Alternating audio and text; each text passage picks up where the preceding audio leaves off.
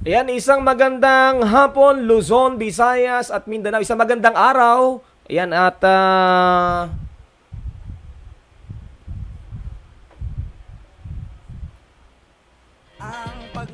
isang magandang araw, Luzon, Visayas at Mindanao. Isang magandang araw sa lahat ng ating mga kababayan sa buong mundo na naabot ng ating programa. At muli po, sa inyong mga tahanan, sa ating mga kabarangay, ang ating programang Aksyon Barangay.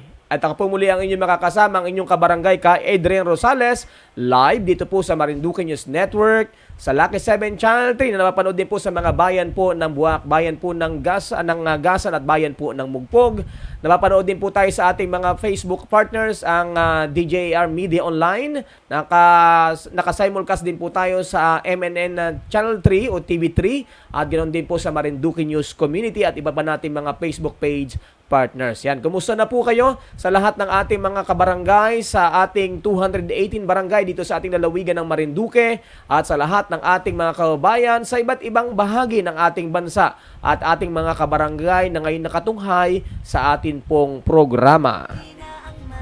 Ayan, at binabati rin po natin lahat ng ating mga kabarangay na nasa kanya-kanya mga tanggapang pamalaang pangbarangay, sa lahat po ng mga barangay captains, sa lahat po ng ating mga sangguniang barangay, sa ating mga barangay kagawad, sa ating mga volunteers, ganon din sa ating mga BPATs na ngayon po yung naka-duty dahil may pasok po ngayon.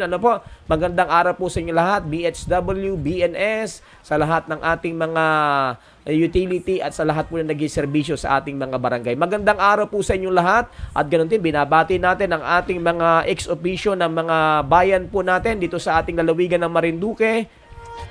Ang ating ex-officio po ng bayan po ng Buena Vista, Kapitana Vito ng Kaigangan, si Kapitana Donna Milaflor ng Barangay Tabige, ganoon din si Kapitan James Lim sa aming pong bayan ng Gasan, si Kapitan Val ng Balanacan, si Kapitan D dyan po sa Santa Cruz at ang ating ex-officio ng ating lalawigan, Kapitan po dyan naman po sa Torrijos. Magandang araw po sa inyong lahat. At ngayon pong araw pong ito ay samahan niyo po muli kami sa ating pong isang edisyon ng ating palatuntunan at ganun din i-share niyo po ninyo itong ating programa, ibahagi natin para mas marami po tayong makadaupang palad po ngayong araw pong ito. At pwede rin po kayong magbigay ng inyong mga komento dito sa ating mahalagang tatalakayin o pag-uusapan ngayon pong araw pong ito. At ito pong atin pong pag-uusapan at ang ating magiging panauhin ay may kinalaman po dito po sa serbisyong pangtransportasyon. At ito po ay mula po dito sa bayan po ng Buwak. At ngayon pong araw pong ito ay ating malunggod na wini-welcome ang ating panauhin mula sa isang malaking sangay ng ating transportasyon sa bayan po ng Buwak. Ito po yung ating mga TODA. At ating pong wini-welcome sa ating programa ang kasalukuyang pong presidente ng Federation of Drivers TODA Association dito po sa ating pong bayan po ng Buwak. Ang ating pong presidente ngayon, Federation President Amadeo Balubag Jr. Welcome to our program. Magandang araw po sa iyo, sir. Sa mga nanonood po dito, sa mga suki ng Marinduque News, isang mapagpala at magandang araw sa inyong lahat. Ayan. At maraming salamat. President, ano bang tawag sa iyo, sir? Anong nickname mo sa ating mga katoda? Tawag po nila sa akin ay Press Baguns. Ayan. Parang parang may pagkatawag dito. Makabago, Baguns. Ayan. Si Press Baguns. At yan, Press, siguro ang unang tanong natin sa iyo, sino ba si Press Baguns? Para sa kanya mga kasama sa TODA, sa kahanap buhay at sa kanyang pamilya at kanyang mga kabarangay. Sino ba si Press Baguns? Si Press Baguns po, isang ilerang ama, mabuting kapatid, mabuting anak, isang mabuting leader na sinusunod ng ating mga kasamang driver.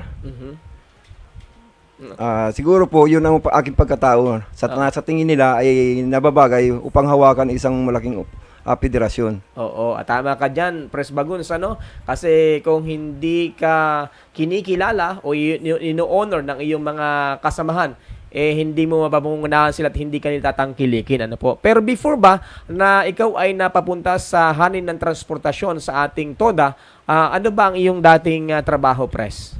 Ako po ay dating nagtatrabaho sa lungsod ng Maynila. Mm-mm. Naging courier po ako na isang bangko. Mm-mm. Nagdadala po tayo ng mga ATM card, bank statement. Mm-mm. So, naisipan ko lang po na mag-resign kasi po nagpamilya po ako since 1997. So, ginawa ko na pong career ang pagbibiyahe ng tricycle dito sa ating lalawigan. Hanggang sa ngayon po, yun na po ang aking ginawang hanap buhay para sa aking mga anak. Medyo matagal-tagal ka na rin pala sa industriya ng transportasyon. Pres, matagal-tagal ka na rin pala dito sa ganitong serbisyo. Pakita ka natin kaming dalawa ay magkasama, Sir Eman. Ayan, para makita yung mas pogi pala sa akin sila si Sir Bagons, ng ilang paligo kaya. Ayan. Sir Bagons, medyo sa industriya na hinahawakan mo ngayon, transportasyon, talagang, kung sabi mo nga, from 1997 up to now, ikaw ay talaga nasa ganyang hanap buhay na at ngayon ay kasalukuyang kang Federation President dito sa bayan po ng Buwak.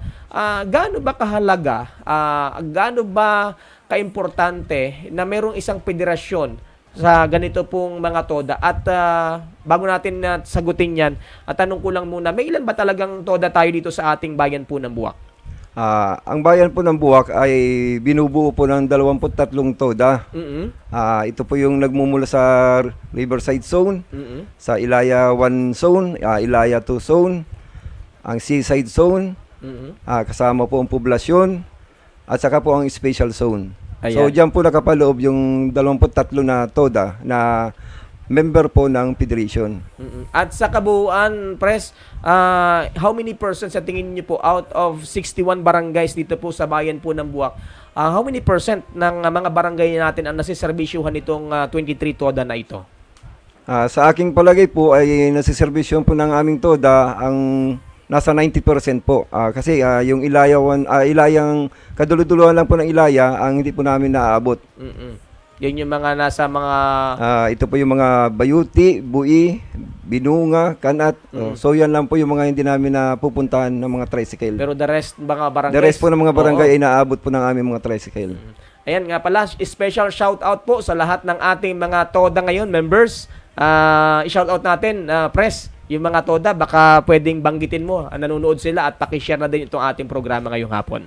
Sa aking mga kasama sa TODA, lalo na yung aking personal na TODA na PTM TODA, Purastabi, kasama ang 22 na TODA na member ng Federation, isang maligayang paglalakbay sa inyo at magandang araw sa inyong lahat. Ayan, at sa lahat ng ating mga TODA drivers, ayan, ano bang tawag sa mga driver ng TODA? Sweet lover din ba? Ayan. Happy Valentine's in advance sa ating mga TODA members dito sa ating bayan po ng Buwak. Ayan. At samahan niyo kami ni Pres dito sa ating mahalagang talakayang ito. At pakishare po niyo kung nanonood po kayo. Ayan. At nandiyan kayo ngayon sa inyong mga pila. I-share niyo po itong ating programa para masagot yung mga mahalagang issue at maintindihan ng ating mga kabarangay kung gaano ba kahalaga itong ating sangay ng transportasyon, itong ating mga TODA. Pres? Ayan. At naku, may nanonood na dito. Pres, sige, batiin naman natin para hindi tayo madamihan. Maria Riansales Oracion, magandang hapon po. Ayan, nanonood sa Marikina City. Si Rosalie Mabansag, Charot Kabayan from Catbalogan City sa Samar. Ayan, ang mga kanyang bayan daw ay sa Mugpog. Ayan, Pres, balikan natin yung tanong. Gaano ba kahalaga na mayroong federasyon sa ganito karaming 23 TODA sa isang bayan kayo nitong bayan natin ng Buwak? Ang kahalagahan ng federasyon sa mga TODA na 23, nagkameron sila ng masisilungan, nagkaroon sila ng magiging boses sa mga problema nila. Meron silang natatakbuhan. Kumpara sa per TODA lang, kaya napilitan kami na buuin ang itatag ang Federation of Tricycle Operators and Drivers Association upang mapagsilbihan lahat ng mga magta-tricycle dito sa ating bayan ng Buwak. At kailan ba nagsimula itong federation at pakipaliwanag nga sa amin paano ba nabuo o binubuo itong isang federation at paano ba pwedeng kabilang ang isang TODA? ang federation, na-establish ito ng 2014 Mm-mm. at narehistro natin ng 2015. At sa katunayan, ngayong darating na February 15, aming ipagse-celebrate ang ika-9 na anibersaryo ng pagkakatatag ng federation. Mm-mm. So, 9 years na itong inyong federation na press? 9 years na at magkakaroon kami ng motorcade sa araw ng Huwebes. Mm-mm. Ayan, nabanggit natin na pag-usapan na natin na napakahalaga at nagiging kanlungan ng ating mga TODA, itong ating federation. Paano pong kapagkanlong press, ano ba yung suporta o ano ba yung tulong na ibibigay po ninyo? Dahil syempre, bawat organization o bawat TODA, meron silang TODA president, meron silang mga officers. So sa inyo, dahil member po niyo sila, ikaw yung presidente, paano po nyo ina-assist yung mga problema? Ito ba yung meron ba kayong power para kung may problema sila sa loob ng kailang mga kanya-kanyang mga TODA ay maging tagapamagitan po kayo, press?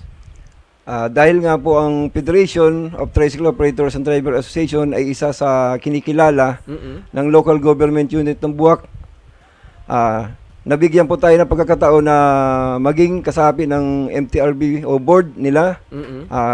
Nakakadalo din po tayo sa mga pagpupulong na napakahalaga.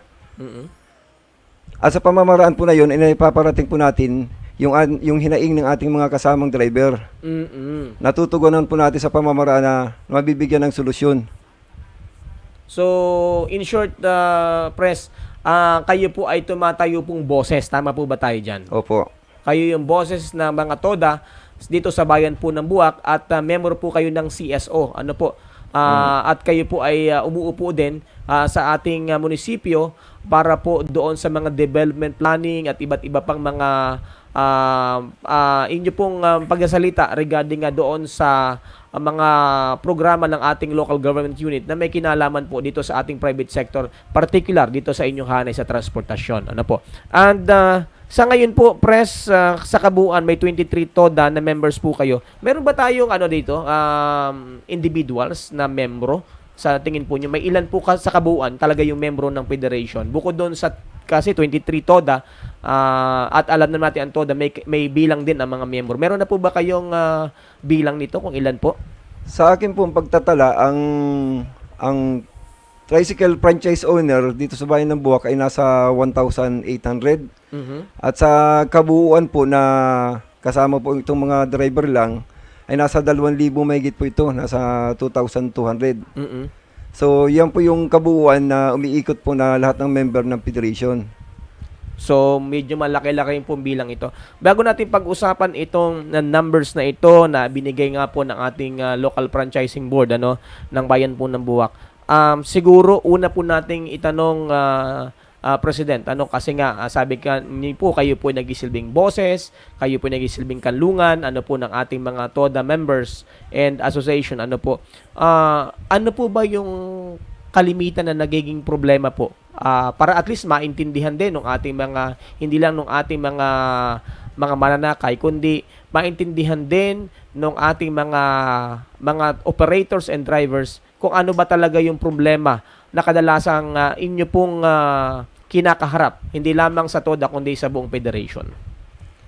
Sa mga problema po ay napakarami po. Sa pang-araw-araw nga po na pamamasada namin, diyan po kami nakaka-encounter ng minsan na meron po tayong mga mananakay na hindi naman po lahat ng mananakay natin ay maayos po ang pag-uugali.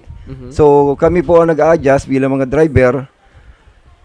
Binibigyan po natin sila ng maayos na paliwanag upang sila po ay maliwanagan. At sa ibang problema po ng ating mga kasama, kadalasan po, lagi po tayong napapatikos, lalo po pag hindi natin na-actionan yung kanilang mga problema. So gumagawa po kami ng pamamaraan sa aming pamunuan upang yung kanilang mga karaingan ay aming pong matugunan. At dahil ang dami po pala nitong miyembro po ninyo, ano-ano po yung kadalasan pong naipapaabot sa inyo ng mga reklamo naman ng ating mga mananakay, press? Ito po yung tungkol minsan sa overloading. Kasi po, hindi talaga may iwasan na may mga ilang kasama tayo na nangangarimuhan dahil sa hirap po ng biyahe. So, kahit po nagbigay po ng direktiba ang local government unit po ng Buwak na 5 passenger lang, ay minsan po nag-aanim sila.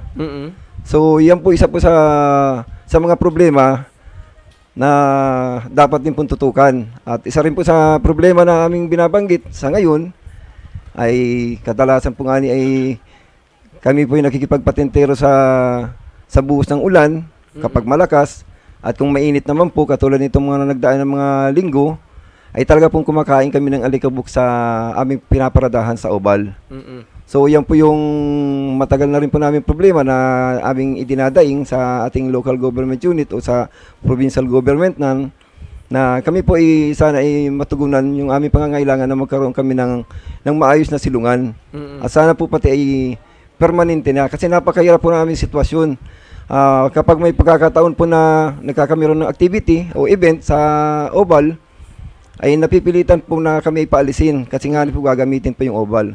So kung magkakaroon po yung sinasabi natin na permanenteng parking area, siguro po ay ang aking mga kasamang magta-tricycle ay medyo malalayo po sa sakit, dahil nga po tulad po na nabanggit ko kanina ay talaga pong kumakain kami ng alikabok, at kapag lumalakas pong ulan ay talaga pong wala kami masilungan.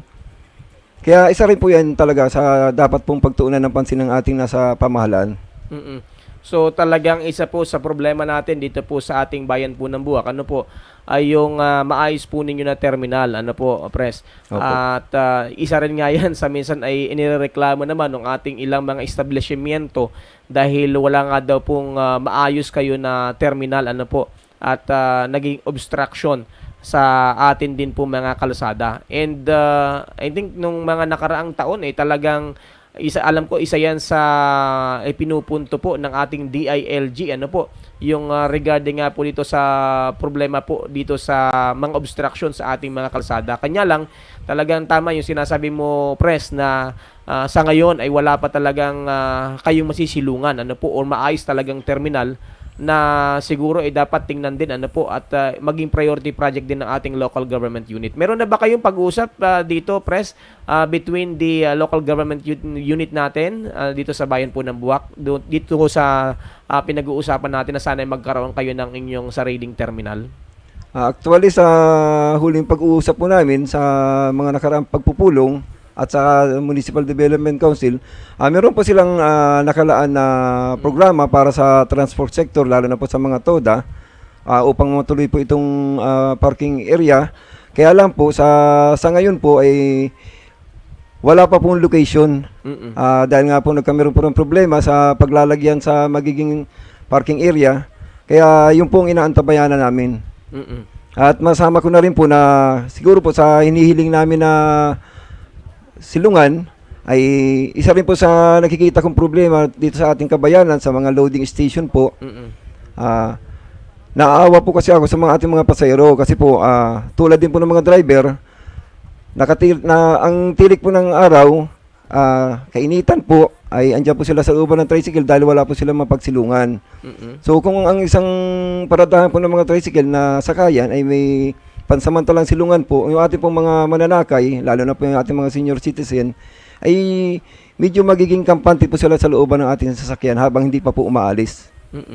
So talagang napakahalaga nito, President, na merong masisilungan, ano po, yung ating mga mananakay dahil pag ngayong sumasama ang panahon ay talagang parang kayo nakikipagpatentero din kayo, sumasagupa kayo sa buhos ng ulan, init at ulan dahil wala kayong terminal. Ganon din yung ating mga mananakay, yung ating mga pasahero. Ayan. At dito sa mga actually mabutit may mga ganon na tayo mga pag-uusap, ano po. Inihintay lang natin kung kayo talaga magkakaroon ng implementasyon dahil nga lalo na pag ganito po may okasyon, Pres, malapit na yung ating Holy Week, mas maaga ang ating Holy Week ngayon. Sana naman kaya mapupunta itong ating mga terminal o itong ating mga TODA. Sana naman kaya sila pipila, at sana naman kaya pupunta yung ating mga pasahero. Ay isa rin yan sa kinakailangan talaga na masolusyonan, dahil pag may okasyon ay hindi rin malaman ng ating mga pasahero kung saan sila pupunta. Tama po ba tayo dyan, President? Tama po, dahil sa naging karanasan po namin noong nakaraang taon, dito po kami sa Oban nagpasakay at dito rin po naging pansamantala naming terminal, parking terminal at sakayan. So nakita po namin sa observation po namin ay talagang napakahirap po sa ating mga pasahero. Dahil bukod po sa naglalakad pa po sila mula sa poblasyon area papunta sa ilog, ay may mga bit-bit pa po sila mga pangarga. Ay kasama pa po doon ang problema na minsan po lumalakas po yung hangin, kaya po yung alikabok ay talaga pong kasama rin po sila sa gumagamit ng pulbo na sabi nga po hindi po pulbo kundi alikabok po naging pulbo nila sa mukha. So yun po yung ating sana po ay mapag-isipan ng gusto ng ating local government unit kung saan nababagay o saan dapat maging sakayan ulit ngayong nalalapit na mahal na araw. Kasi po isa po sa malaking problema yan at katulad nga po na lagi naming inabanggit din sa ating kasama sa Bureau of Fire Protection na humihiling kami minsan na sa umaga ay bumbahin ng bumbero ang oval upang yung alikabok ay hindi siya yung laging pupunta sa aming mga sasakyan at saka aming mga katawan. Siyempre pinag-uusapan din yan yung kalusugan pres. Siyempre kung mag-aalikabukin naman yung inyong mga tricycle, para magiging convenient din yung ating mga mananakay. Siyempre kasama din yung cleanliness at security din ng kalusugan ng ninyong mga driver na nandiyan nga po at expose kayo diyan sa alikabok pag diyan kayo nakaparada at nakapila diyan po sa ating covered court. Pero dito sa darating na Holy Week, Press, meron na ba kayong pagpupulong ng local government unit, ng ating local government officials doon sa planning natin dahil nga mas maaga ngayon ang ating Holy Week? Ano po yung napag-usapan na po? Meron na bang plano or meron na bang pag-uusap kayo kasama ang ating mga law enforcement agencies? Sa ngayon po ay wala pa po silang pinaparating na mensahe sa amin upang mapag-usapan ito. Pero sa amin po sa Federation ay gumagawa na po kami ng mga hakbang upang mapaghandaan din po yung nalalapit na mahal na araw. So patunay po rito yung ginawa po namin sa pamunuan na naglabas po kami ng mga certification para po doon sa mga walang ID kasi po ang mga tricycle po ay meron pong inisyo ang local government unit ng ID upang pagkikilanlan ng mga driver natin. So itong mga ID po na ito ay ito po pwedeng maging basihan ng ating mga pasahero tuwing sasakay sila ay titingnan nila dahil ito po ay amin pong ina-advise sa aming mga kasamang driver na i-display sa looban ng tricycle upang makilala kung sino po yung mga driver na kanilang nasasakyan. Ayan, at tama, nabanggit mo ito, Pres, kasi sa amin po ay may marami din nakakaabot sa pamunuan po ng Marinduque Tourism Association. Ito isang organization at sa ating Tourism Council regarding po sa mga reklamo ng ating ilang mga turista, ng ating mga panauhin sa lalawigan, lalo na sa panahon po ng Holy Week. At kahit minsan po ay hindi Holy Week, siguro pagkakataon na rin ito para maipabot ko sa inyo, Press, na may mga reklamo po ang ilang mga turista na ngayon po ay na-address na rin po ang ating provincial government at ngayon ay pinaparating din po namin sa inyo dito sa sa overpricing na pagsingil daw po ng ilang mga tricycle driver dito sa ating mga bisita, sa ating mga turista, na ang nagiging implikasyon po ay nagkakaroon po ng negative na implikasyon sa ating lalawigan. Parang negative po ang nagiging pananaw ng ating mga turista na dito po ay parang lahat na lang ng mga tricycle driver basta nakakita ng puti o ng foreigner ay sinisingilan at ang tingin daw po ay parang dolyar. Ano po ang masasabi mo dito, Press? At ano ba ang nakikita nating solusyon para po hindi na maulit itong mga ganito pong overpricing po na sinisingil ng ating mga tricycle driver? Siguro po kung makaka-encounter po kayo ng mga nagtataas ng pamasahe na wala po sa taripa na nakalagay sa kanilang mga tricycle, pwede nyo naman pong ipaabot ang inyong reklamo sa pamunuan po ng Federation o saan man pong TODA na nakapaloob po yung tricycle na inyong sinakyan. At sa aking pananaw po ay ang mga driver po ng Federation na member din po ng mga TODA, dahil nga po meron pong kami mga binalangkas na mga bylaws na mga patakaran, hindi po sila nag-overpricing. Kundi po kadalasan po nangyayari po yan kapag may mga turista po tayo ay ito pong sinasabi natin ng mga kolorum. Mhm. O kung hindi man po ay meron pong body number o may prangkisa ang tricycle pero ang mga driver po niyan ay mga walang lisensya na hindi po naman member ng mga TODA. Kasi po mahigpit pong aming panuntunan sa aming mga member na hindi po namin tatanggapin kapag hindi po kumpleto ang kanilang mga papeles. Kaya nga po dumadaan po sila sa screening bago sila totally maging member ng isang TODA. Mhm. So, ito po ay isang problema po ngayon dahil ayan, medyo napasok na dito yung salitang kolorum dito sa usapin na pinag-uusapan natin ngayon. Pre, siguro pag-usapan natin 'yan after our break regarding naman dito sa kolorum, pag-usapan natin ano ba yung solusyon, sino ba yung mga pwedeng tumugon po dito, ano po at manghuli po dito. At after our break, pag-usapan natin yung problema sa mga kolorum na nagbibigay din po ng kasiraan dito sa mga lehitimong mga TODA at member po ng federasyon dito sa ating bayan ng Buwak. So sa lahat ng ating mga kabayan, wag po kayong aalis at pwede po kayong magpaabot ng inyong mga comments, suggestion po sa ating programa at mga gusto po niyong batiin. Pwede po namin bigyan ng pagkakataon yan. At tayo po muna ay mag-commercial break. Ilang hanabuhay lang po muna at after nyan ay atin na pong papasadahan naman itong iba pa nating pag-uusapan. At siyempre po yung ating pitik ng kabarangay after our break. Magbabalik po tayo pagkatapos ng ilang mahalagang paalala.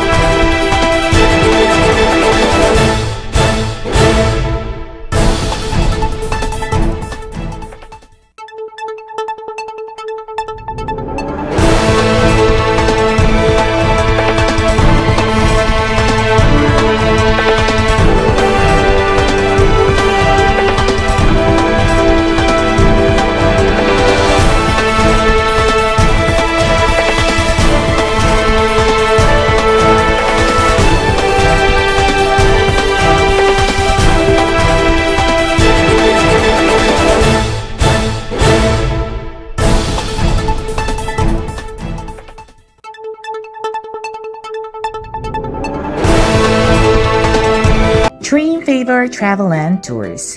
Why travel with us? DOT accredited tour operator and tourist transport.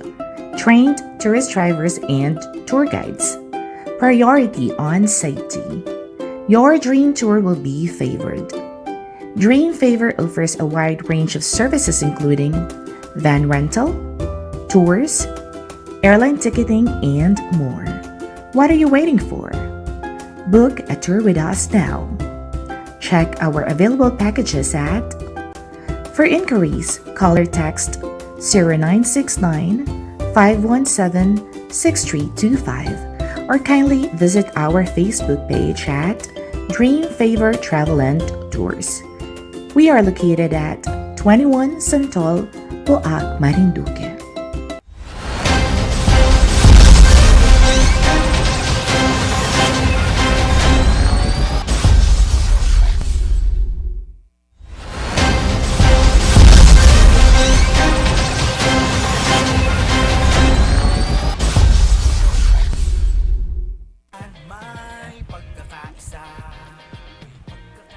Sa ating pitik ng kabarangay, nako, ito na po yung ating sinasabing inaantabayanan po ng ilan nating mga kabarangay. Ano nga ba ang aksyon at mga ginagawa ng ating mga nasa pamunuan? Ano po? Ayan, at ngayon pong hapong ito ay ating pong bibigyan po ng daan. Ito pong aksyon, ito yung maganda yung hindi lang reklamo kundi aksyon na ginagawa ng ating mga opisyal regarding dito sa mga pinapaabot po sa ating programa. At ngayon pong araw pong ito ay atin pong bibigyan po ng daan dahil kung matatandaan po ninyo, may nagpaabot po ng reklamo sa ating programa regarding nga po sa isang basketball court diyan po sa bahagi po ng sa bahagi po ng bayan po ng Gasan.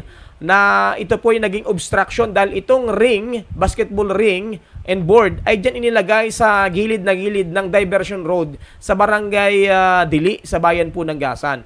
At nangangamba yung ating mga commuters at yung maging mga motorista natin na dumadaan dyan na baka mag-cause po ito ng aksidente sa kanila dahil pag tumalsik yung bola, pwede pong yung kailang sasakyan ang tamaan o sila po ay maaksidente. Ano po, at na-confirm nga natin yan dahil pinalabot nga sa atin itong mga larawan o ating mga video na talagang meron nga na nangyayari dyan na pag-basketball ng ilan nating kabataan. At yan nga po ay pinalabas natin dito sa ating programa, sa ating pitik ng kabarangay. At yan naman po, sa kabutihang palad po, ay inaksyonan naman ng ating mga opisyal. At kaya narito po ang ilang mga video at makakapanayan po natin ang action man, ang mga action man ng ating bayan po ng Gasan. Ngayon pong araw pong ito ay ating pong makakasama, tihingan natin at siguro ipapaabot natin ang ating pasasalamat sa ating pong action man sa bayan po ng Gasan. Ano po, sa katauhan ng ating magiting, masipag at action man ng ating Gasan MDRRMO sa katauhan ni Doc Egay. Welcome to our program Pitik ng Kabarangay dito sa ating Action Barangay. Doc Egay, magandang hapon sa iyo. Magandang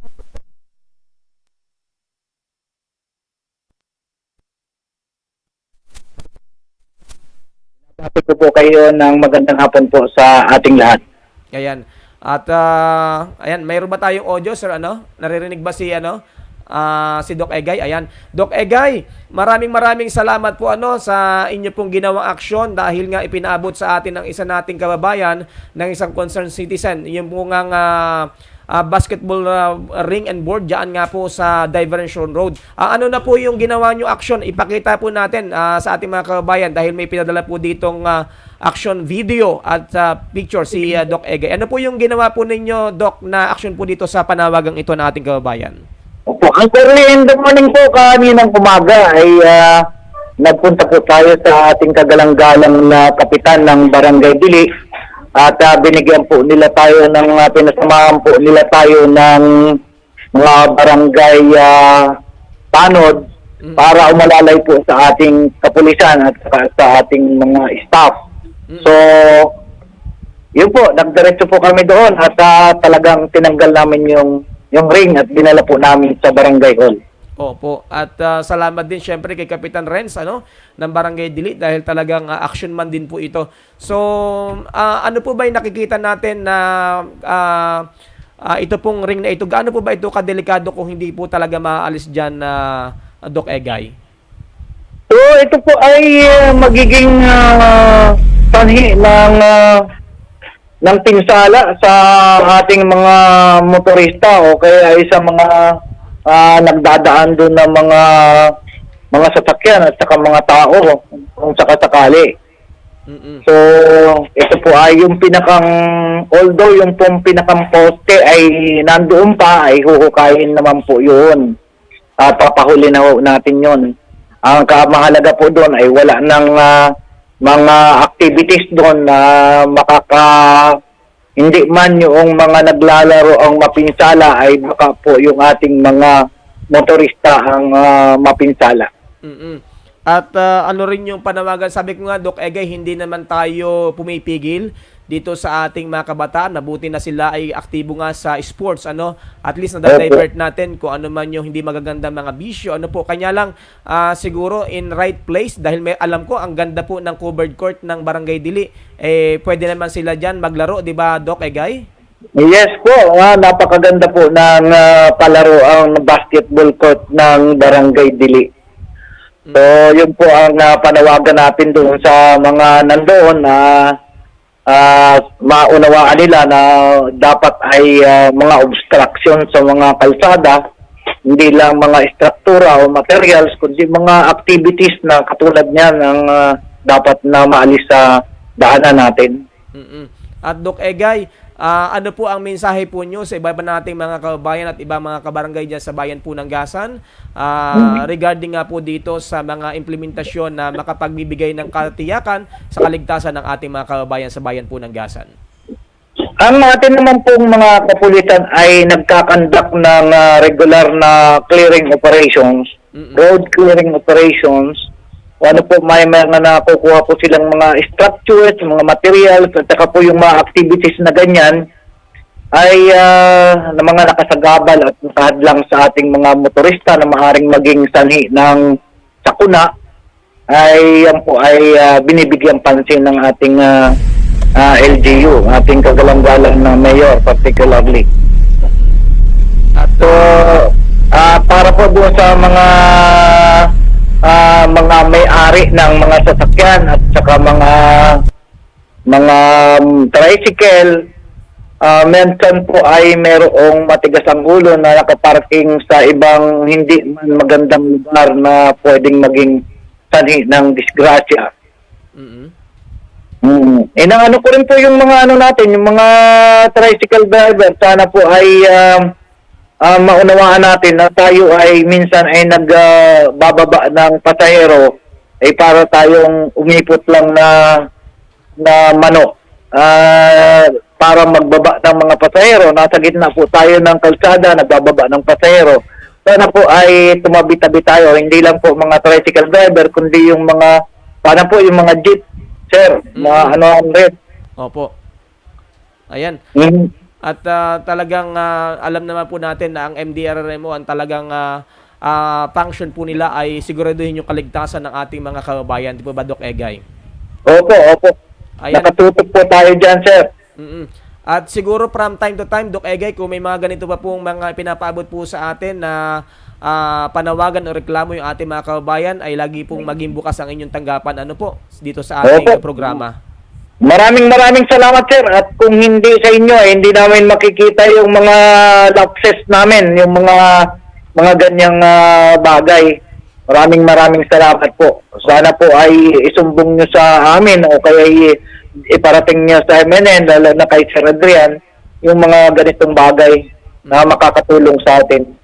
At nagpapasalamat po kami ng labis, Doc Egay, dahil napakabilis po ng inyong aksyon. Kagabi lang po ay nag-uusap po kami at pagkaumaga ipinadala na po kaagad ni na Doc Egay yung kailang aksyon. Ano po? At sa ating mga kabarangay naman, wag po niyong ipagtampo sa amin ito pong ganito pong bagay. Ano po? Dahil ito po ay para din sa katiyakan ninyo at nakaligtasan din po ng ating mga mananakay. Ano po? Ang layunin po ng ating programa, Doc Egay, ay hindi po para magbigay po ng anumang sama ng loob, kundi para maging matiyak din po ang kaligtasan ng ating mga kabarangay, Doc Egay. Opo. Yan po ang ating layunin, sir. Oo. Maraming salamat sa pagkakataon, Doc Egay. Salamat po sa inyong tanggapan, sa inyong opisina, sa MDRRMO Gasan, sa ating mabait na Mayor din, Mayor Tolentino, at kay Kapitan Renz, maraming salamat din po at sa ating kapulisan. Maraming salamat, sir. Ayan, at baka mayroon pa po kayong gustong batiin, Doc Egay, bago tayo magtapos dito sa ating segment na Pitik ng Kabarangay. Binabati ko po yung mga PDRRMO responders, lahat po ng mga responders sa buong probinsya at saka po sa MDRRMO staff. Nakikinig po sila ngayon sa inyo. Ayan. Thank you. Thank you po. Thank you, Doc Egay. Magandang araw po at mabuhay po kayo. At regards po sa ating po mga kasama po nyo dyan sa MDRRMO Gasan at maging sa ating Honorable Mayor. Magandang hapon po. Magandang hapon, sir. Ayan, at ang ating pong nakasama ay ang napakasipag at napakabait na kawani ng MDRRMO Gasan, si Doc Egay, dyan po sa bayan po ng Gasan. Ayan, at tayo po tuloy-tuloy na sa atin pong programa at sa lahat ng ating mga kababayan, sa mga mayroon pong mahalagang gusto nyong iparating sa ating palatuntunan, mayroon po kayong gustong punahin o gustong pasalamatan, gaya po ng ginawa ng serbisyong ito ng ating mga kinatawan mula sa MDRRMO, ay ating pong bibigyan ng daan dito sa ating programa. Yan po ang ating Pitik ng Kabarangay. Ayan, at tuloy-tuloy po tayo sa atin pong programa. Dito po sa atin pong tinatalakay po ngayon, nagkasama pa rin po natin ang Federation President ng mga TODA dito sa bayan po ng Buwak, sa katuhan ni Pres Amadeo Balubag Jr. Pres, uli, balikan natin yung ating naiwang topic regarding nga po dito sa usapin po ng Ayan, ano ba yung naiwan nating topic kanina? Colorum. Colorum. Ayan. Sige, ano po ba ang nagiging problema natin sa mga colorum sa bayan po ng Buwak? Sa nakikita kong problema sa mga kolorum, dahil nga ni po ang pamamasada sa panahon ngayon ay lalo pong humina o tumumal sapagkat po ang pasahero na dapat ay napupunta sa mga legal na mamasada ay nakukuha ng ating mga kolorum at yan po yung matagal na natin problema na gusto nating maaksyonan ng ating pamahalang bayan ng Buwak. Ito po ba ay kailan ba sa tingin natin dahil matagal-tagal na itong problema, Pres, itong colorum, gaano ba karami sa tantiyan ninyo yung colorum na meron ba kayong bilang kung ilang colorum ang ngayon ay namamayagpag dito sa ating bayan ng Buwak?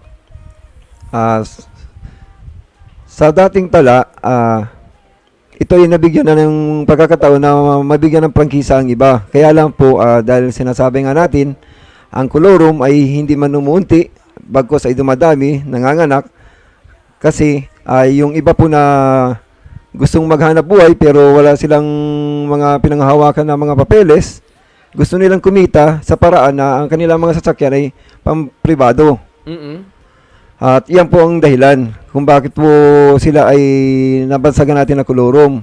At ang tanggapan naman po ng pangalawang punong bayan ng Buwak ay bukas para sila ay makakuha ng prangkisa at binibigyan po sila ng pagkakataon upang magsaligal. In short, Pres, sa pagkakaintindi ko, ito yung mga taong gustong kumita na ayaw mamuhunan. Tama ba? Tama po. Ayan. Yan ang masakit. Ano po? At gaano ba kadelikado pag tinatangkilik ng ating mga kababayan itong mga colorum tricycle na ito? Sa ating mga mananakay dito po sa ating bayan ng Buwak, kapag kayo po ay nakasakay sa isang kolorum at hindi naman tawag dalangin ay ma-involve sa isang aksidente, ay wala po kayong paghahabulan. Dahil sila po ay pampribado lang. Hindi po katulad ng sa isang legal na namamasada na meron silang prangkisa, may lisensya. Kapag po kayo ina-involve sa isang aksidente, ay pwede po kayong sagutin ng kanilang operator o ng kanilang driver. So, meron ba tayong passenger insurance din dyan, Pres? Sa passenger insurance po, ay dahil nga ni po naka-insured po ang mga tricycle namin bago namin i-rehistro sa LTO as a for hire na tricycle. Kaya yan po, kapag nangyayari po yung ganyan mga aksidente o sakuna, ay nilalapit po namin agad kung saan man po insurance na nagbigay sa amin nung kami nagparehistro ng sasakyan namin sa LTO. Siguro pag-usapan din natin yan regarding nga dyan sa insurance. Dahil napakahalaga po nito, dahil ito ay public utility vehicle, itong ating mga tricycle, dapat ma-sure din natin yung assurance na talagang hindi lang safe yung travel nila, kundi pag may mga hindi inaasahan ay meron ba silang makukuhang benepisyo. So bago natin ito ipagpatuloy, batiin muna natin Pres, kung daming nanonood sa atin. Nanonood po si Rosalie Mabansag, shoutout po from Catbalogan, Samar, si Frank Prieto from Taguig, at ganoon din si Edward Capella sa mga taga Baliis daw ay binabati rin. Si Maricars Bailon, watching from San Juan City, telo po sa mga kabayan and happy Valentine's daw sa Buena Vista. Si Michael Lopez, magandang hapon. At sabi niya dapat igawin agad ang ng paraan ng ating gobernador at ang ating mayor ang tamang parking area at permanenteng parking area kasi kawawa naman po ang mga tricycle driver, kaya sana naman po mapansin ng taong gobyerno at ang ating municipal office, especially kay Mayor Army Carion. Ayan, yun yung comment, President, ng ating nanonood po ngayon. Ayan. At yun nga, Pres, isa talaga sa kulang pagka hindi lehitimo o hindi legit o colorum, wala po tayong paghahabulan. Opo. Ano pa ba yung benefits pagka ang sinasakyan nating tricycle ay may prangkisa? Tulad nga po na nabanggit ko kanina, kapag po ang isang sinakyan nyo na tricycle ay kumpleto pa sa papeles, may prangkisa, may lisensya ang driver, kapag po hindi natin inaasahan na masangkot sa isang sakuna o aksidente, meron po kayo kahit papaano ay may guarantee. Kasi po, dahil nga ni po kompleto ang papel nito, so sasagutin po kayo ng operator nito. At isa pa dito sa problemang ito, press, talagang actually hindi naman ito problema lang sa Buwak, ano? Problema ito sa maraming mga barangay, maraming mga bayan, ano po itong problema tungkol nga sa mga kolorum. So, ano po ba yung nakikita niyong solusyon para kahit na paano hindi man lubos? Dahil sabi nga natin, nag-iisip tayo ng solusyon, yun namang iba, nag-iisip na mag-illegal, ano? Ganon daw po yan. So, kahit na paano mabawasan ito or nabigyan natin ng daan na itong mga nangungulurum ay kumuha ng legal na prangkisa. Paano po ba ang nakikita nating paraan para kahit na paano ay masolusyonan po ito? Para sa akin po, ang mga sinasabi natin na kolorum, tulad po na nabanggit ko kanina na bukas po ang tanggapan ng ating pangalawang punong bayan dito sa bayan ng Buwak upang kayo ay ma-issue ng prangkisa, mag-apply lang po kayo at hindi naman po sila nagkakait upang kayo magkaroon nito. Kaya nga po, ito'y matagal na po namin na gustong solusyonan upang kahit papaano maibsan o mabawasan, kung hindi man talagang totally masupil natin lahat ng mga kolorum na bumibiyahe dito sa ating bayan ng Buwak na gustong kumita, subalit wala silang pananghahawakan o wala silang binabayaran ng mga bayarin sa ating pamahalaan. At ito po ay talagang napaka-unfair naman po sa ating mga magta-tricycle dito sa bayan ng Buwak na lahat po ay binabayaran nila. Makapagbiyahe lang sila ng legal. At sa ating pong mga mananakay, pinakikiusap ko po sa inyo na sana po itangkilikin po natin ang ating mga magta-tricycle dito sa bayan ng Buwak na may mga body number. At sa ating pong mga lihitimo na mga miyembro po ng mga TODA, kung saan mo po kayong mga barangay nakatira, meron po kami mga driver dyan na bumibiyahe sa inyo. So yung pong ating tangkilikin, wag po nating hayaan na kayo po ay sumakay po sa mga walang body number sa sinasabi po namin kolorum, dahil kapag meron po kayong mga gamit na naiwan o nawala sa inyong sinakyan, ay sigurado pong hindi na po yan mababalik sa inyo. Kumpara po sa mga tricycle po na nasakyan nyo na may body number na rehistrado sa munisipyo, kung may nawala man po kayo na gamit, ay pagbigay niya, alam nyo po agad sa pamunuan ng TODA do sa barangay nyo na yon, at ipapaabot din po sa federation para madali po nating makuha o maibalik ang inyong mga nawalang gamit. Press, ano ba yung patakaran na mayroon po kayong existing rules, dahil alam po natin bawat TODA may kanya-kanyang bylaws. Pero meron ba kayong uniform implementation o rules sa lahat na halimbawa, ano ba yung proper uniform, ano ba yung dapat na suot? Hindi lamang yung rules ng LTO, sa inyo ba meron ba kayong ganon? Ano ba yung mga kailangang makita para at least aware yung ating mga mananakay? Ano ba yung dapat makita sa isang lehitimo na tricycle na meron prangkisa? Ano yung may mga pagkakakilanlan na sila ay lehitimo? Unang-una nga po ay ito po yung pagkakaroon po ng body number sa belt po ng tricycle. Kapag sumakay po kayo, makikita nyo po na nakapaskil ang kanilang taripa. May taripa. At kaya po dun sa mga sumasakay na lang po bigla na hindi po nila alam kung magkano pamasahe, pwede nyo pong tingnan ang mga taripa upang malaman nyo po kung magkano yung magiging singil sa inyo sa pupuntahan ninyo na lugar. Isa po yan. At saka po ang aming pong mga driver ay meron pong mga ID yan, identification, na nakapaskil din po sa kalooban ng kanilang mga tricycle. Kasama na po ang mga rehistro nila upang malaman nyo na ang kanila pong tricycle na inyong sinasakyan sa oras na yon ay rehistrado at hindi po siya expired. So napaka-importante po niyan, yung mga bagay po na yan. Kaya po sa ating mga mananakay dito sa bayan ng Buwak, bago po kayo sumakay ng tricycle, tingnan nyo po muna ang body number sa harapan. Kung hindi nyo po makita ang plate number, at pagsakay nyo po ng sidecar, ay tingnan nyo po kung ano po mga nakadisplay nila sa looban ng tricycle. May mga proper uniform din ba tayo, Press? Kasi minsan may nakikita tayo na although sabi nga natin may mga pagka-artist din yung iba, pero sa amin kasi sa tourism industry, Press, meron kaming protocol, bawal sa amin yung nakahikaw, bawal po kung may mga tattoo, ay kung pwede itago po para at least hindi naman, although hindi naman ganoon nakahigpit, pero may mga ba tayo, kasi siyempre po sa atin itong transportasyon ay isang napakahalaga dahil larawan ito ng isang maayos na pamayanan at isang maayos na bayan, ano po, dahil sila yung sabi nga natin frontliners, ano, at parang tourist ano na din, tourist frontliners na rin itong at ng mga ating mga TODA at yung ating mga tricycle driver. Meron ba kayong rules sa federation na ini-implementa regarding dito? Sa bagay po na yan ay hindi po namin pinagbabawalan yung aming mga miyembro o yung mga magta-tricycle na kinakailangan ay wala ng ganyan mga tattoo o di kaya ay walang hikaw. Sabi nga ni po ay basta maayos lang po yung kanilang pananamit.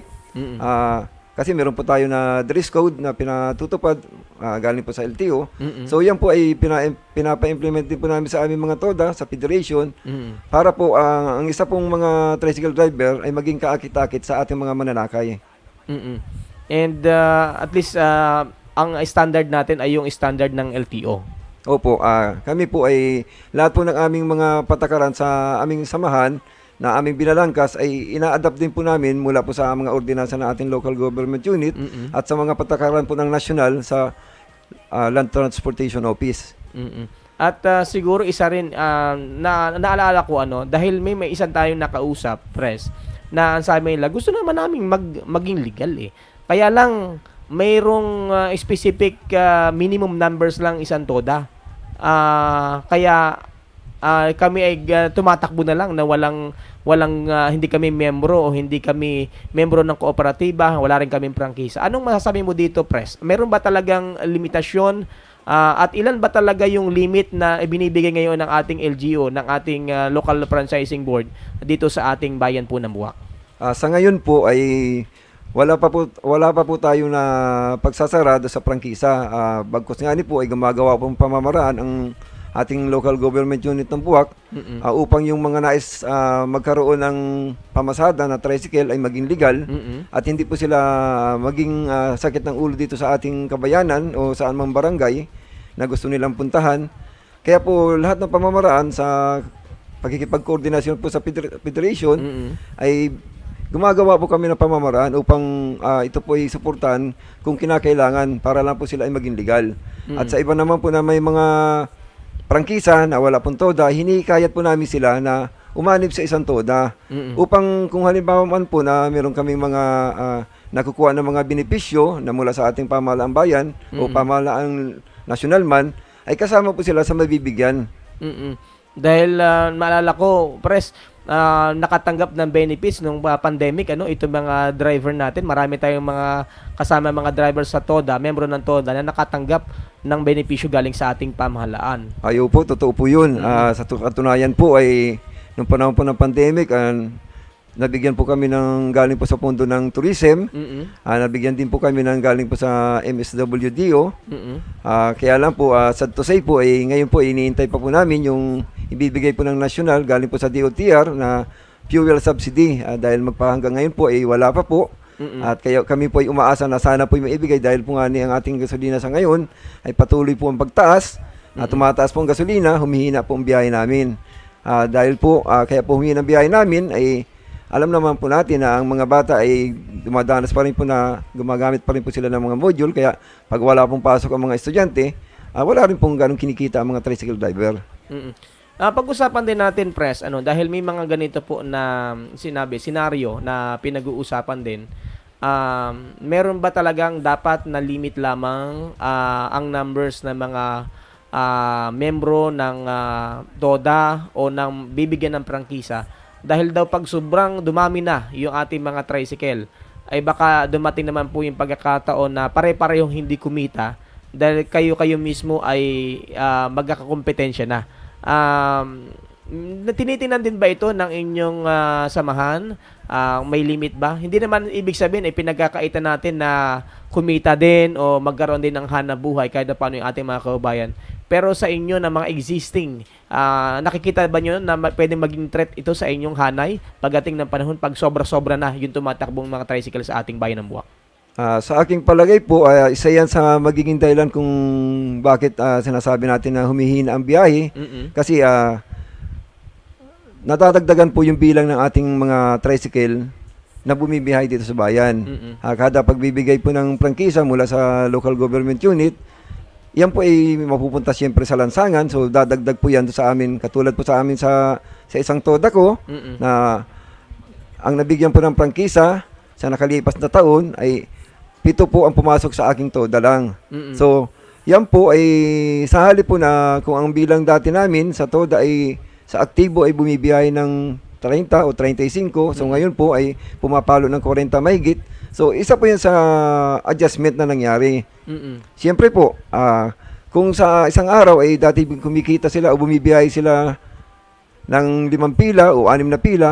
So kung nadagdagan po ng 7 yan, siyempre malamang po ay mga 4 hanggang 5 pila na lang po ang mangyayari sa buong maghapon. So malaki po yung mawawala sa kanila. Kaya siguro po dapat din pong pag-isipan ng ating local government unit ng Buwak kung dapat pa po na maglabas pa rin sila ng prangkisa, magbigay sila ng prangkisa sa ating mga kababayan. Kasi po kung sa amin lang po sa federation, dapat po talaga ay pag-isipan po muna kung saan po zona may kakulangan o kung hindi man ay mag-antabay na lang po yung mga ibang nais kumuha ng prangkisa sa ating bayan. Kanina before tayo nagsimula sa ating program, Press, ay napag-usapan natin itong pinaplano ng local government unit na magkaroon ng zoning, yung bawat ruta.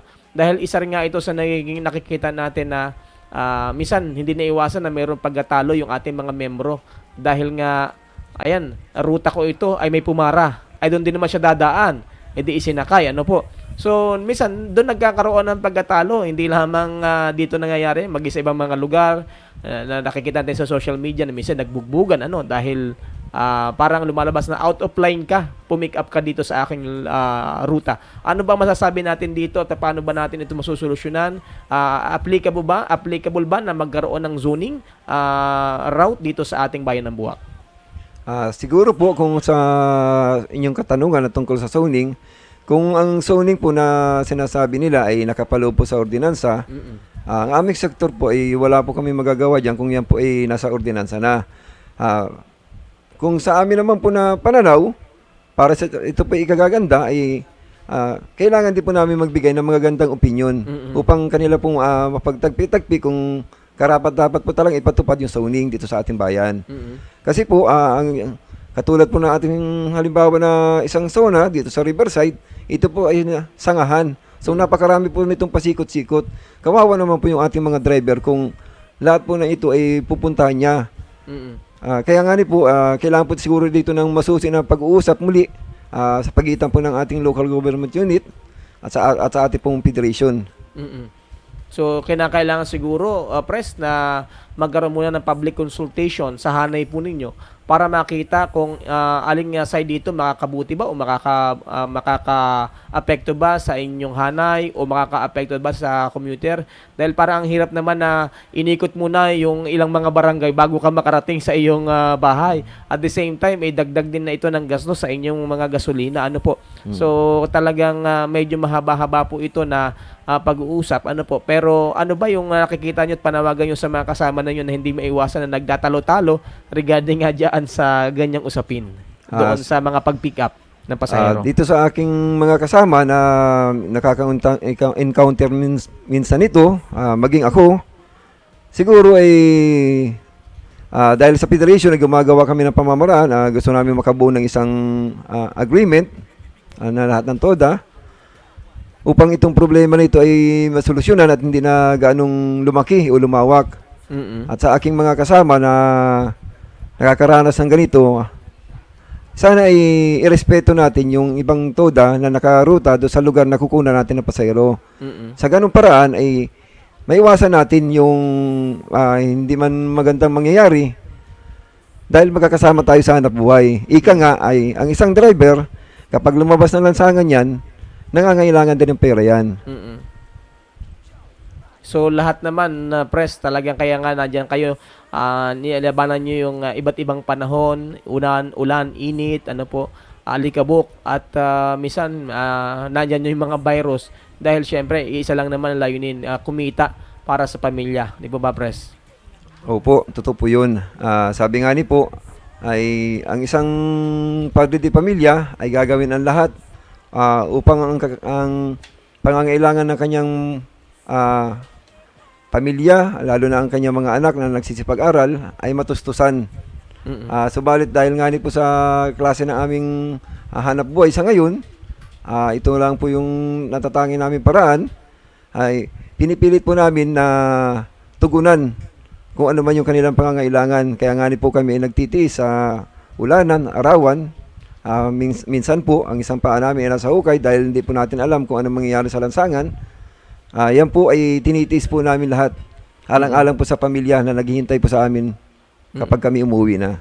Oo, talagang mahabang usapin ito, Pres, kung ating pag-uusapan ngayon ay kulang yata itong ating buong maghapon regarding nga sa mga problema na kinakaharap at mga gusto nyong mangyari pa sa inyong organization.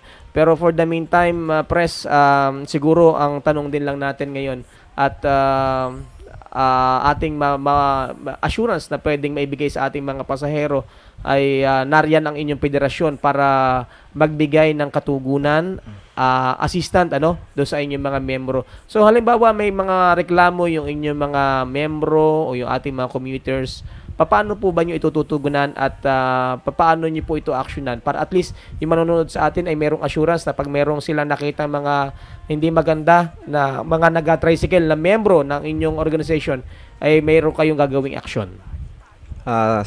Sa amin po sa pamunuan ng federation, kung meron man po kayo maka-encounter man kayo ng problema sa inyong sinakyan ng mga tricycle driver, wag po kayong magkatubili na lumapit sa aming pamunuan o sa kung sino man po yung presidente ng TODA na kinabibilangan ng inyong nasakyan, pwede po kayong lumapit sa kanila. At yan naman po ay magkakaroon po sila ng investigasyon upang alamin kung nagkamali ba ang aming driver.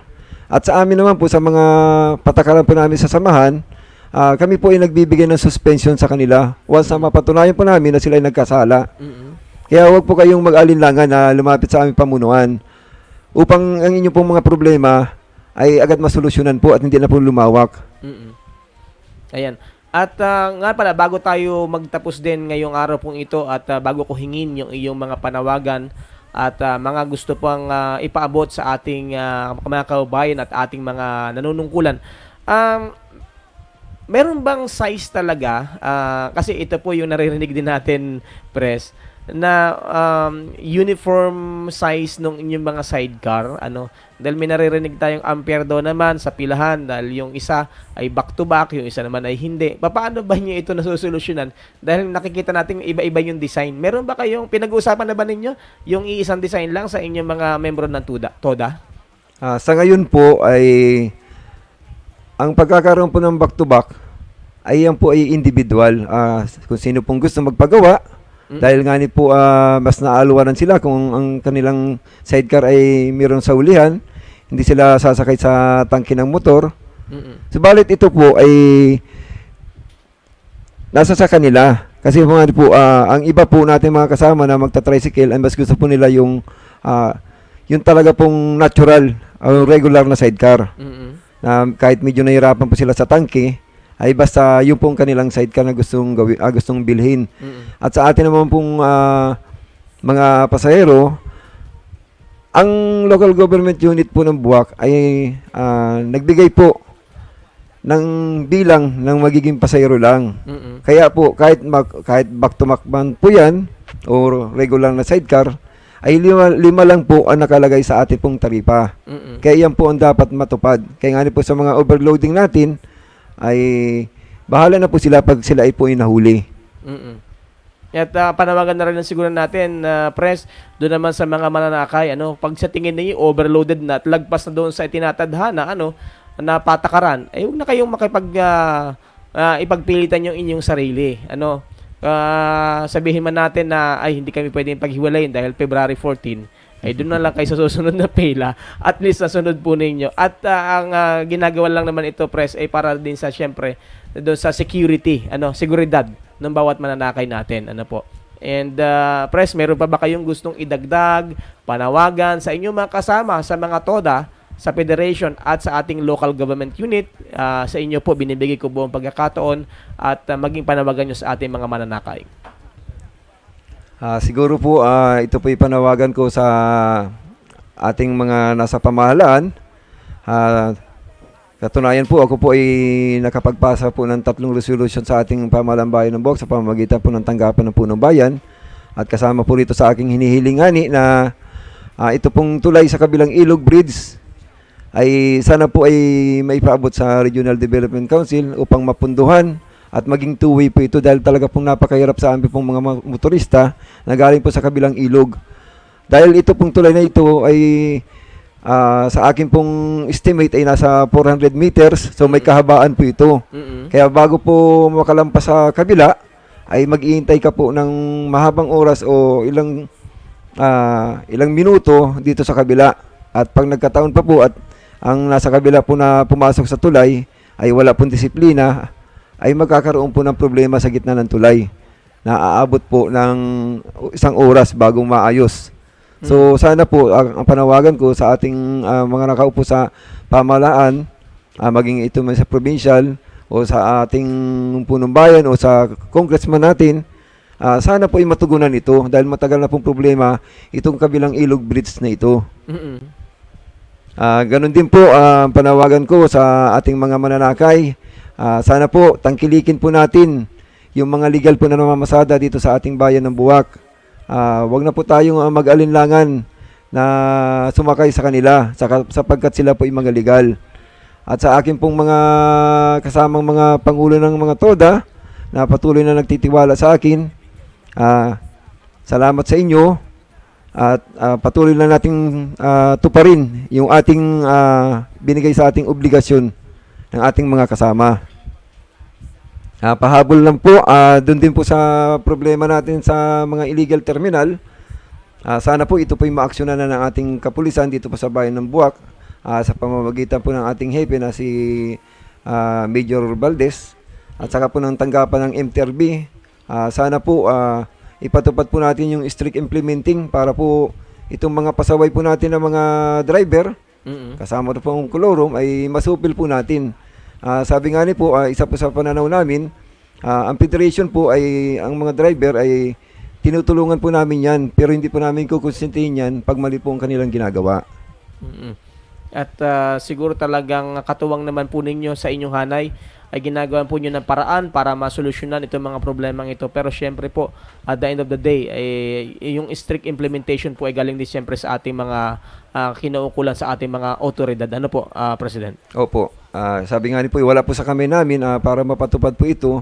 At sila lang po na bilang nasa law enforcement, ang sila po yung may karapatan na ipatupad itong mga kung ano man po yung nasa ordinansa o nasa national law natin na kakibat na po nung kanilang pagpapatubad.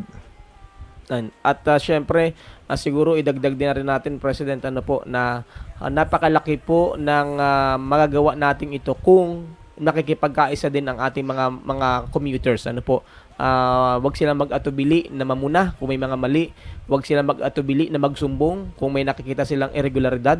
Ano po, dahil Opo. kung habang tinatangkilik natin itong mga illegal na ito, ay lalo magpapatuloy yung mga illegalista. Tama pa tayo dyan, Pres? Ay tama po. At yan, at itong problemang ito sa kolorum at iba't ibang mga problema, hindi lang problema sa Buwak. Katunay, meron tayong message dito. Sabi ni Janet Pajarito, magandang hapon po. Tanong ko lang po, bawal po ba ang maraming sinamahan na TODA? Kailangan po ba na papiliin ang driver sa isang TODA lang?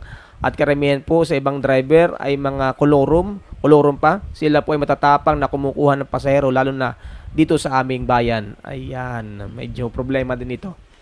Nako, may ganyan ba tayo, Pres, dito sa Buwak na mas matatapang pa yung mga kolorum? Ay, marami po. Sabi nga ni po natin ay kung sino po yung nasa legal ay siya po yung parang agrabyado. At yung ating pong mga nasabi nating kolorum ay sila po yung talagang napakatatapang. Siguro kailangan sampulan yan, ano? At yung ating mga Yan po ay kapulisan. pinauubayan na po natin sa ating mga kapulisan. Oo. At panawagan natin sa PNP, strict implementation. Actually, nasa mandato po niyan.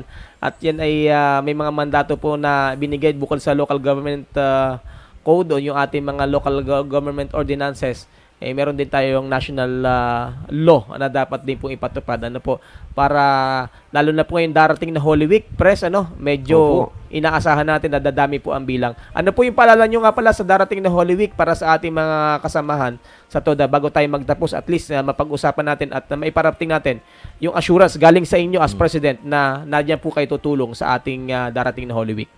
Sa aking mga kasamang Pangulo ng mga TODA, sa ating mga miyembro, paki-disseminate po sa ating mga kasama na ngayong nalalapit po na mahal na araw, ay magsuot naman po tayo ng medyo maayos-ayos na pananamit o maging desente po tayo upang yung mga bakasyonista man po o turista, lokal man po o dayuhan, ay medyo matuwa naman po sa atin at maingganyo.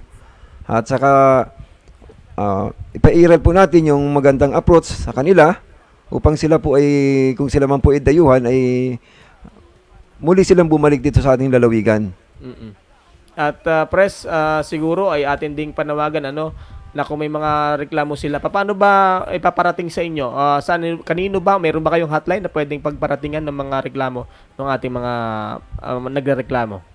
Ang mga reklamo po ninyo ay unang-una po ay dahil nga po meron po kami ng mga presidente sa bawat TODA, doon nyo po muna pwedeng ipaabot ito, at kung hindi po ito ma-actionan ng presidente ng TODA na inyong pinagreklamuhan, pwede nyo pong idirekta sa akin. Ako naman po andito lang sa kasama nila sa lansangan. Ang amin pong pansamantalang parking area dito po sa May Oval. Hanapin nyo lang po ako sa paradahan at ang inyong pong reklamo ay aking tutugunan. At maraming salamat, Pres, sa pagkakataong ito. Siguro sa susunod, muli ka naming aayayahan at hihingi namin ano ba ang update dito sa mga pinag-usapan natin ngayong araw. At sana may hindi ka manghinawa, nabigyan tayo ng pagkakataon dito sa ating programa. May gusto kang batiin bago tayo magtapos, Pres? Sa aking unang-una sa Panginoon na kasama natin sa pang-araw-araw, salamat at ako ay nakarating ng matiwasay dito sa kanilang palatuntunan. Sa aking pamilya na nakasubaybay at nanonood ngayong araw, sa aking mga kasama na mga pangulo ng mga TODA, at sa lahat ng mga miyembro ng aming ng federation, sa ating mga magta-tricycle dito sa bayan ng Buwak. Isang mabiyaya at mapagpalang araw sa inyong lahat. At sana ay gumanda ang pasada natin sa pang-araw-araw at kumita tayo ng sobra-sobra, wag yung kulang. Para yung pangangailangan ng ating pamilya ay ating matustusan. Ayan. Yun lang. At sa ating kasama na rin po siguro, nais ko rin batiin ang ating punong bayan, Kalanggalang Army DC Carrion, sa pangalawang punong bayan, Mark Senyo, at sa bumubuo ng Sangguniang Bayan na lagi kong pinagpapasahan ng aking mga resolusyon.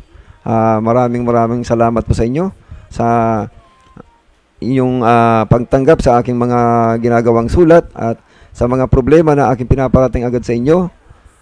Hihintayin ko na lang po yung mga kasagutan sa aking mga ipinadalang sulat sa inyo. Salamat po.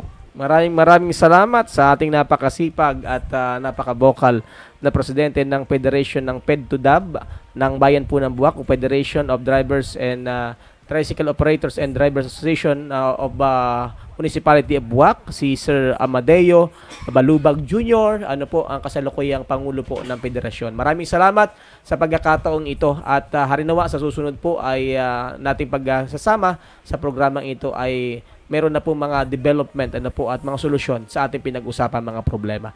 Ayan lang po at maraming salamat po sa lahat ng ating mga kababayan na nagsipag-share din na ating programa, nagpaabot ng inyong mga comments at mga katanungan. Sa mga kababayan din po namin may mga katanungan po, gusto po niyo matapik po natin sa ating programa na may kinalaman sa ating barangay, kayo po ay magpadala sa amin ng inyo po mga mensahe at kung may mga kayo po napitikan, na litratuhan, na bidyuhan, na mga ganda na mga aksyon sa barangay po ninyo, ipadala po ninyo sa ating programa, or kung meron po kayong gustong pag-usapan o mga puna, ipadala po nyo sa aming programa. Maraming salamat po muli sa lahat ng ating mga kabarangay. Lagi nyo pong subaybayan at suportahan ang programang nagtataguyod sa kapakanan ng ating barangay. Ito po ang programang Aksyon barangay. Hanggang sa susunod po, muli po tayong magkasama at huwag niyo pong hayaang hindi niyo ma-share itong ating palatuntunan para mas marami po tayong matutunan sa ating programang ito. Ako po ang inyong kabarangay, Ka Adrian Rosales. Muli nagpapasalamat at nagkasabing mahalin natin ang ating barangay sapagkat ito